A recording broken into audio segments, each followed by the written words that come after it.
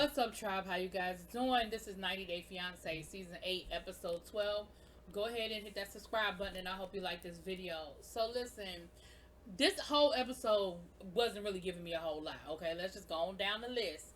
Jovi and Yara, listen, all they doing is arguing, and I'm just over it. I'm over it.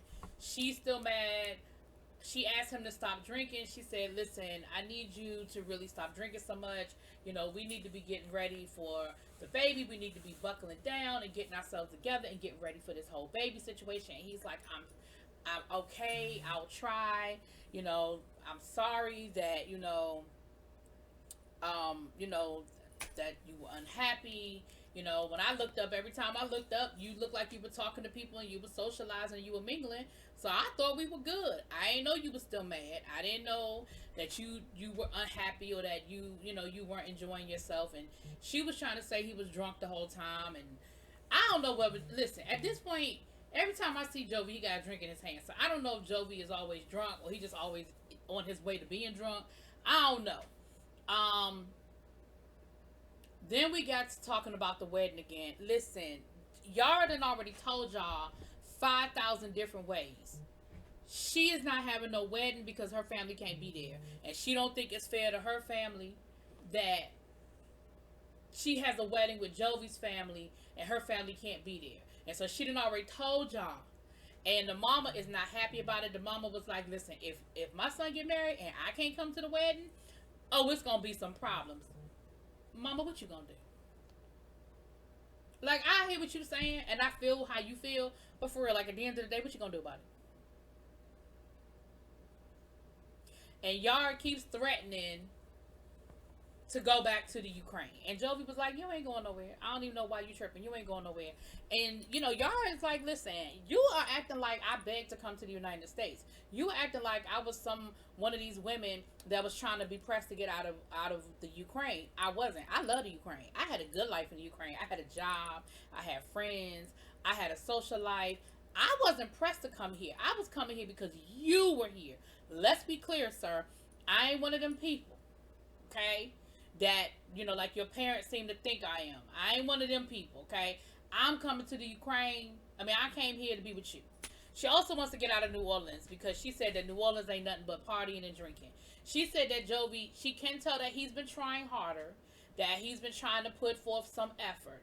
But at the end of the day, she just ain't feeling New Orleans. She just ain't feeling it. And that is pretty much them, child. Whatever. Stephanie, Ryan, and Harris. And I'm going to add Harris to it because I feel like Harris been a part of this scenario all along. Stephanie called Harris the night after she put Ryan out. She makes this big production of popping the balloon he gave her and all kinds of stuff, calling him all kinds of liars and stuff. And she done invited Harris to come to the daggone resort. She meets up with Harris. Come to find out, child, Harris had to get on a plane, bus, train, automobile, flight to get there. He's a farmer in the countryside, and he said he got up first thing in the morning. He got on the bus, then from the bus he took a ride, and then from the ride he got on a boat for 2 hours just to get there. Okay. And she was like, well, can you just stay here for a couple of days until I leave? And he was like, yeah, I tried to tell you Ryan was no good. I tried to tell you. She was like, you did try to tell me, and I just wouldn't listen.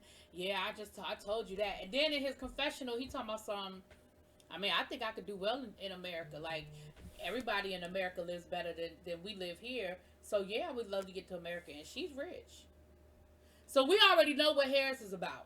We know what his motives are, and we know what Harris is about. All right?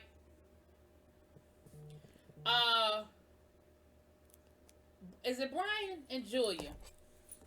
She goes to try on dresses, and she takes him with her, which I don't understand why he went with her. Like, isn't the groom not supposed to know?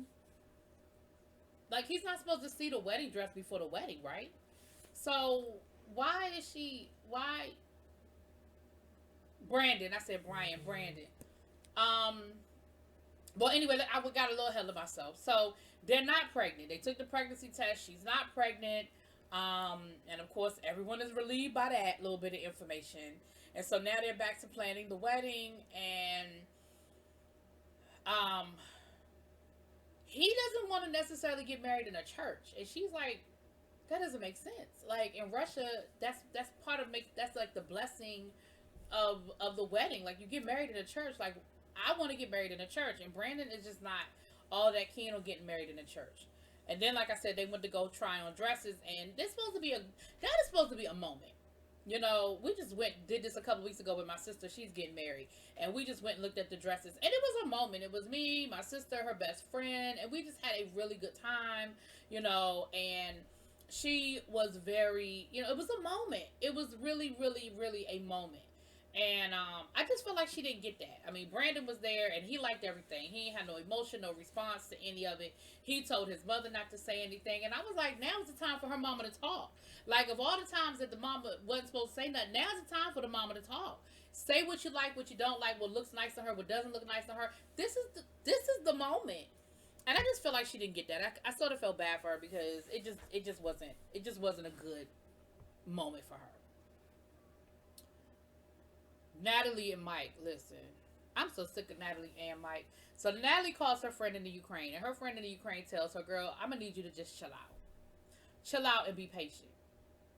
You're doing too much, you're pushing too hard.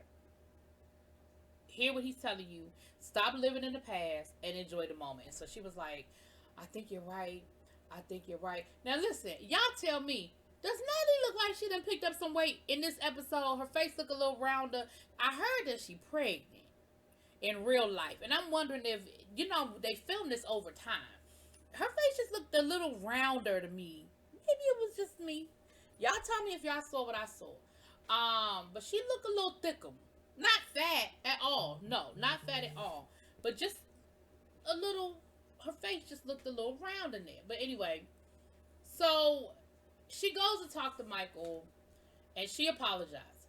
She said that she's sorry for bringing up the past and she's sorry, you know, for calling him a liar and all of these things. And he accepted her apology, but he was like, listen, at the end of the day, we go up, we go down. 1 minute we good, the next minute she going off about something. So she apologizes, and that's great, and I can appreciate the apology. But at the end of the day, I can't.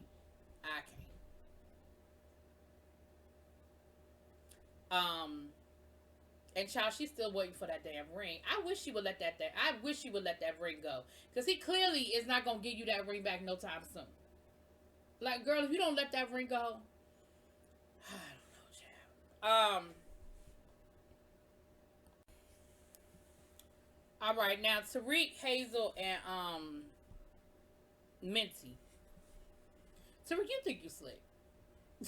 You really think you slick? So they done posted their stuff onto the Swingers website, okay?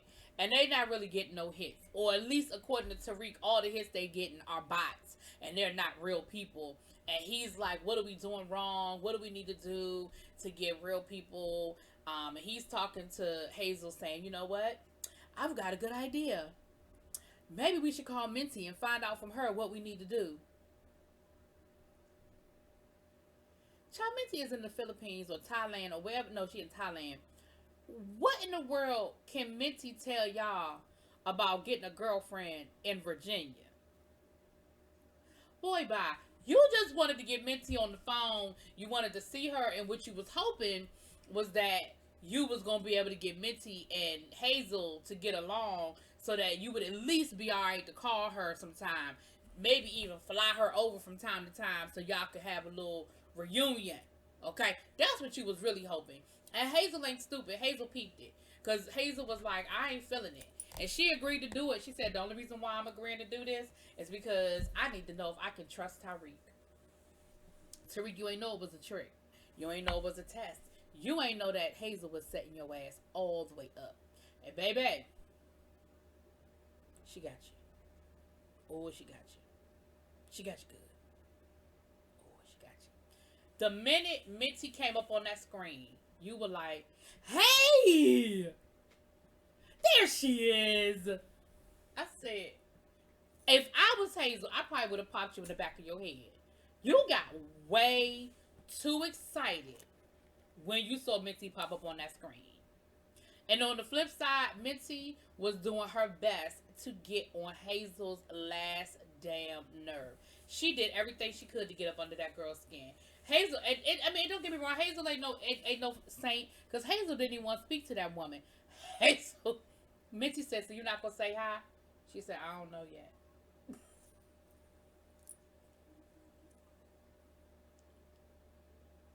So after the conversation was over, which actually didn't go no damn where, Hazel gonna look at him and say, "So did we really need to call her? I mean, did we really need to call her?" I'm with you, Hazel. That was a whole setup. That was a whole setup. Tariq, you're not slick. And then Tariq talking about something. I don't know why she's so mad. You won. I mean, you're the one that's here. You won. Boy, bye. That don't mean nothing. Anyway, then we had um, Zaid and Rebecca. So Rebecca took a few days off work. You know, she still ain't found time to go buy that storage unit and get no furniture about the storage unit. But okay, I'm gonna just let that go, because clearly y'all alright with living where y'all living. Um, so they go up to, she rents this little cabin up in the woods, and they also have a wedding venue, and she's interested in getting married there. And so she takes him up there, and they riding horses, and everything is cute, and it's all good. They sitting by the fire, and they get to talking about the wedding. And Zaid is like, Ramadan is coming up, so I either need to marry you before Ramadan, or I'm going home. She was like, "What you mean?" He said, "Well, I can't live in a house with you during Ramadan. We're not married." Now, here's where the bullshit comes in for me. So, it's okay for you to live with her before Ramadan. It's okay for you to live with her and procreate and all that other stuff that I'm sure y'all been doing. It's okay to do all of that before Ramadan, but during Ramadan, all of a sudden now, and he ain't say, "I'm going to have to go somewhere else." He going to tell her, "You going to have to find somewhere to stay." Sir, what? And then he said, "If we don't get married before Ramadan, then I'm just going to have to go back home."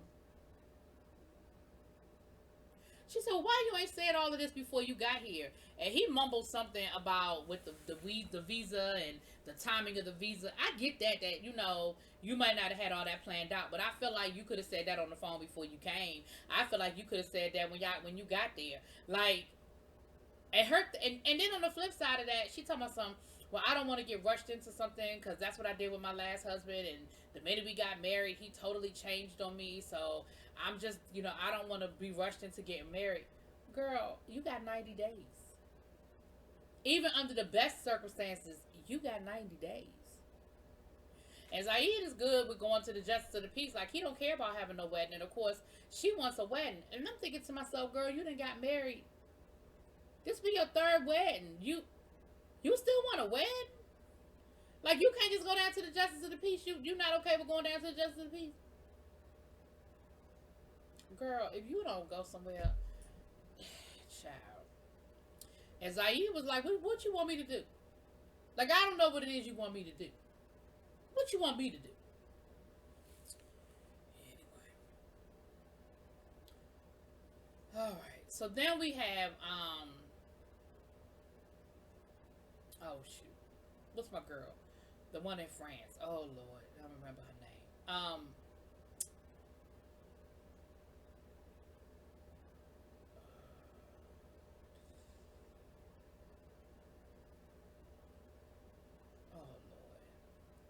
Lord.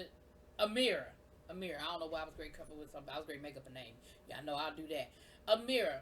So listen, Amira and old boy back in America. Okay, now he trying to get her to go to Serbia or Yugoslavia or somewhere in Western Europe, Eastern Europe, somewhere else. And she's telling her dad about it. Her dad is like, "Nope." He said, "Let me tell you something. If you go and you go out here on another fool's errand, I'm gonna stop speaking to you, because I'm not okay with this. You do not have my blessing, and no, we're not doing it. No."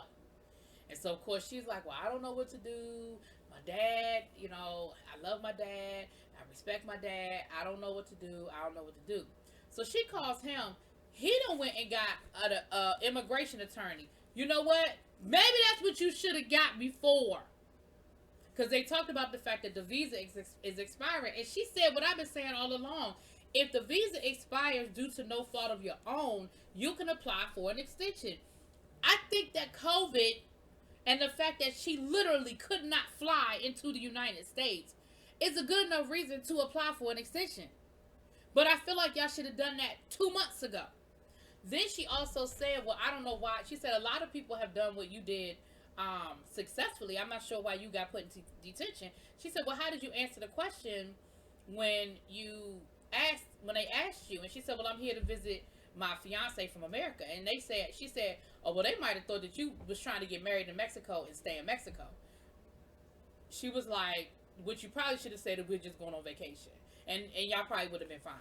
But basically, you gave them too much damn information. You just say you going on vacation, girl. You giving them too much information.